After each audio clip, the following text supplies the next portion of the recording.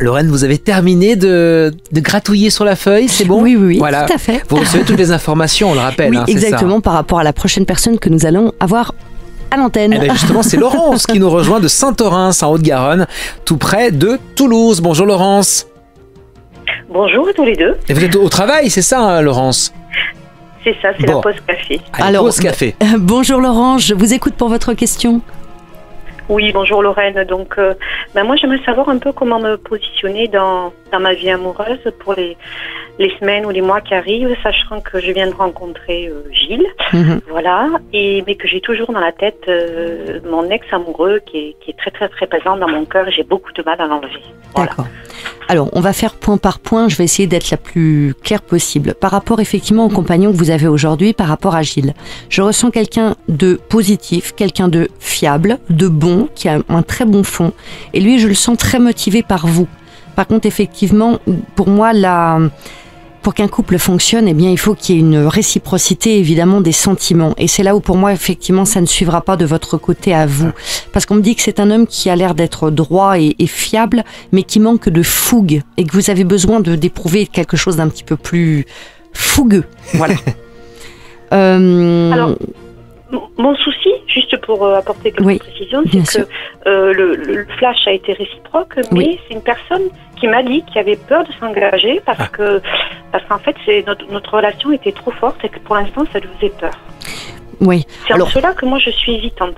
D'accord. Bon, alors moi, voilà, alors il peut peut-être y avoir des choses, malheureusement on n'a pas le temps de rentrer en détail à l'antenne, mais moi, dans la finalité, ce que je ressens, c'est que c'est quelqu'un qui est motivé par vous, c'est-à-dire avec du temps, de la patience, c'est quelqu'un qui peut tout à fait s'engager vis-à-vis de vous.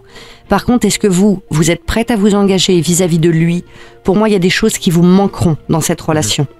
Il faut d'abord faire du ménage dans votre tête et dans votre cœur. Donc, je pense que pour encore quelques semaines ou petits mois, effectivement, cette relation se poursuit. À un moment donné, vous allez parler, si ce n'est pas déjà fait, de partir ensemble en vacances. Hein, avec Gilles. Vous avez déjà parlé de ça?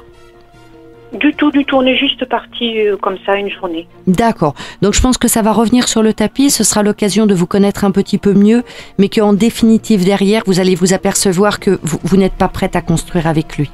Donc je pense qu'il y aura une évolution au cours de toute façon, pas dans l'immédiat, mais plutôt au cours des prochains mois, peut-être d'ici la rentrée, quelque chose comme ça.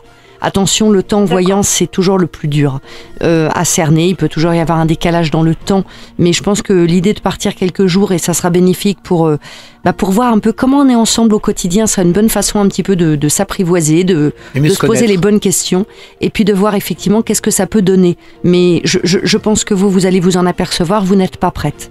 Ni vis-à-vis de lui, ni vis-à-vis de quelqu'un d'autre d'ailleurs, pour l'instant. Par rapport à votre ex, pas de reprise.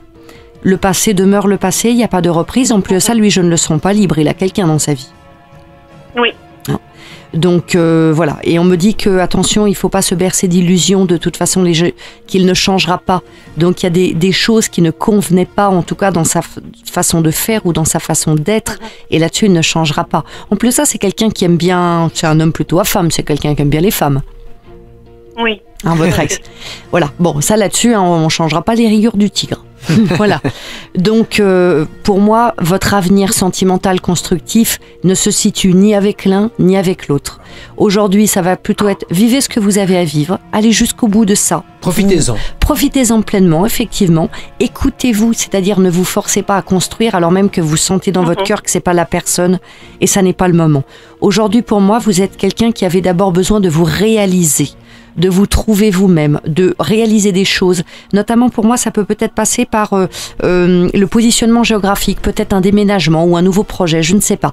Il faudra peut-être qu'on le voit en consultation privée. En tout cas, aujourd'hui, occupez-vous de vous. Et n'oubliez pas que pour pouvoir reconstruire avec quelqu'un, eh bien, ça passera d'abord par le fait de faire le ménage et de la place dans votre tête, dans votre cœur, pour pouvoir, quand vous serez prête, accueillir quelqu'un pour passer vraiment à de la construction. Faites confiance à la vie et faites ce qu'il y a à faire et les choses viendront en temps et en heure. C'est toujours compliqué quand on pense aussi à son ex. C'est vrai, hein? Oui, mais c'est pour ça qu'à un moment donné, il faut savoir laisser le passé dans le passé, savoir que c'est aussi ces expériences qui nous construisent.